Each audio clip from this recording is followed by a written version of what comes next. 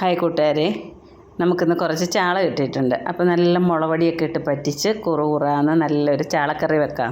അപ്പോൾ ചിലരും മത്തി എന്നാന്ന് തോന്നുന്നു പറയുന്നത്, ചിലയിടത്തൊക്കെ അങ്ങനെ പറയുന്നത്. അമ്മക്ക് ഇവിടെ ചാള എന്നാണ് പറയുന്നത്. അപ്പോൾ നമുക്കിനി മീനൊക്കെ തേച്ച് കഴുകി കൊണ്ടുവരാം. മീനൊക്കെ തേച്ച് കഴുകി കൊണ്ടുവന്നിട്ടുണ്ട്.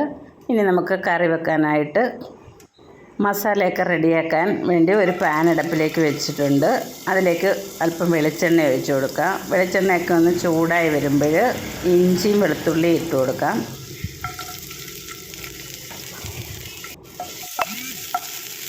അതിൻ്റെ ആ പച്ചമണമൊക്കെ ഒന്ന് മാറിക്കഴിയുമ്പോഴേക്കും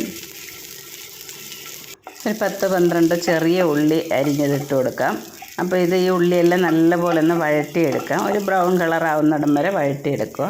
അതിലേക്ക് കുറച്ച് കറിവേപ്പില ഇട്ട് കൊടുക്കാം. കറിവേപ്പിലയും ഉള്ളിയെല്ലാം ഒന്ന് മൂത്ത് വരുമ്പോഴേക്കും ഒരു 1/4 ടീസ്പൂൺ ഉലുവ ഇട്ട് കൊടുക്കാം. ഉലുവയൊക്കെ ഒന്ന് മൂത്ത് വരുമ്പോഴേക്കും ഒരു തക്കാളിപ്പഴം അരിഞ്ഞതിട്ട് കൊടുക്കാം. അപ്പോഴും നമ്മുടെ തക്കാളിപ്പഴമൊക്കെ ഒന്ന് മൂത്ത് വരുമ്പോഴേക്കും നമുക്ക് 1/4 ടീസ്പൂൺ മഞ്ഞൾപ്പൊടിയും 2 ടേബിൾ സ്പൂൺ മുളക് പൊടിയും ഇട്ട് കൊടുക്കാം. അപ്പോഴേ പൊടികളുടെയൊക്കെ പച്ചമണമൊക്കെ മാറുന്നിടം വരെ നമുക്കിനി ഇതൊന്ന് ഇളക്കി കൊടുക്കാം.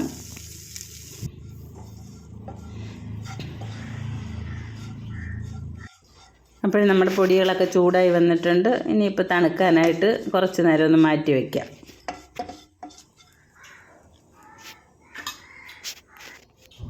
അപ്പോഴും നമ്മുടെ പൊടിയൊക്കെ തണുത്ത് വന്നിട്ടുണ്ട്. ഞാനൊരു മിക്സിയുടെ ജാറിലേക്ക് മാറ്റി അല്പം വെള്ളം ഒഴിച്ച് നല്ലപോലെ അരച്ചെടുത്തിട്ടുണ്ട്.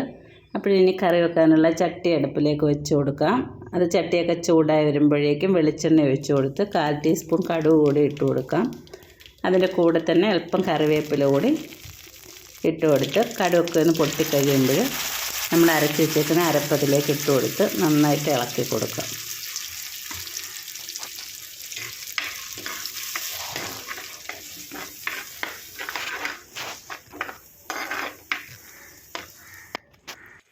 എണ്ണയും അരപ്പും കൂടെ അതിൽ കിടന്നൊന്ന് തിളച്ച് കഴിയുമ്പോഴേക്കും നമുക്കൊരു ചെറിയ നെല്ലിക്ക വലിപ്പത്തിനുള്ള വാളൻ പുളി അതിലേക്ക് ഒഴിച്ചു കൊടുക്കാം.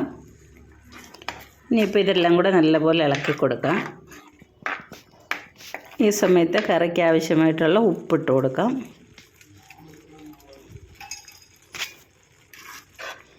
ഇനി നമുക്ക് എത്രത്തോളം കറി വേണമെന്ന് വെച്ചാൽ അതനുസരിച്ച് ജാറൊക്കെ കഴുകി വെള്ളം ഒഴിച്ചു കൊടുക്കാം. അപ്പോൾ നമ്മുടെ ഉപ്പും പുളിയും ഒക്കെ ചേർത്ത് കറി അല്പം നേരം തിളപ്പിച്ചെടുക്കാം. അതിന് ശേഷം നമുക്ക് കഴുകി വെച്ചേക്കുന്ന മീൻ പറക്കി അതിലേക്ക് ഇട്ട് കൊടുക്കാം. മീനൊക്കെ പറക്കിയിട്ടതിന് ശേഷം നമുക്കൊരു തവി കൊണ്ട് ഒന്ന് ഇളക്കി വെച്ച് കൊടുക്കാം. അതിന് ശേഷം അടച്ചു വെച്ച് വേവിക്കാം.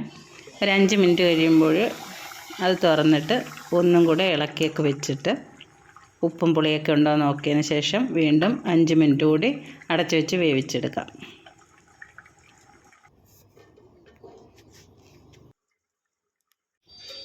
അപ്പോൾ നമ്മുടെ കറിയൊക്കെ അടപ്പ് വെച്ചിട്ട് ഒരു 10 മിനിറ്റ് ആയിട്ടുണ്ട്.